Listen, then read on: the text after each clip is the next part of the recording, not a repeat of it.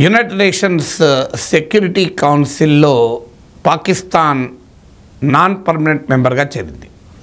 ఈ non permanent మెంబర్కు rotation బేసిస్న వివిధ దేశాలు ఎలక్ట్ అవుతూ ఉంటాయి. భారతదేశం కూడా గతంలో యునైటెడ్ నేషన్స్ సెక్యూరిటీ కౌన్సిల్ మెంబర్గా ఉంది. పాకిస్తాన్ ఎలక్ట్ కావడం కొత్త కాదు. ఈ నాన్ పర్మనెంట్ మెంబర్ ఏమీ ఆ కంట్రీ స్టేటస్ను తెలియజేస్తుందని కూడా చెప్పలేము. కానీ ఇవాళ ఎందుకు ఇష్యూ వచ్చింది అంటే, United Nations Security Council elect కావడంతోనే పాకిస్తాన్ చేసిన రెండు స్టేట్మెంట్లు.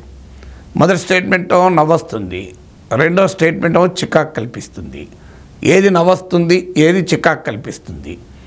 నవ్వొచ్చేది ఏంటంటే, పాకిస్తాన్ తాను సెక్యూరిటీ కౌన్సిల్లో 2 ఏళ్ళు ఉండబోతున్నాను, తన లక్ష్యాలు ఏంటంటే, 1 యుద్ధాలు ఆపాలి, 2 వివాదాలని డిస్ప్యూట్ను సెటిల్ చేసేయాలి, క్లోజ్ చేయాలి, పరిష్కరించాలి, 3వది ఆయుధ పోటీని ఆపివేయాలి.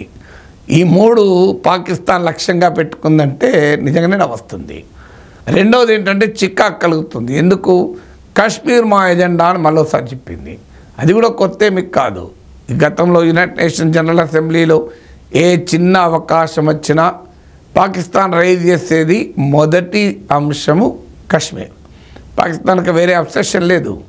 ఆర్టిఫిషియల్ ఇంటెలిజెన్స్ గురించి, స్పేస్ మిషన్ గురించి, చంద్రయాన్ గురించి, డాకింగ్ టెక్నాలజీ గురించి, మీకు ఆధునికమైన ఇన్ఫర్మేషన్ టెక్నాలజీ గురించి మాట్లాడే అవకాశం ఉంటుంది ఆ దేశానికి.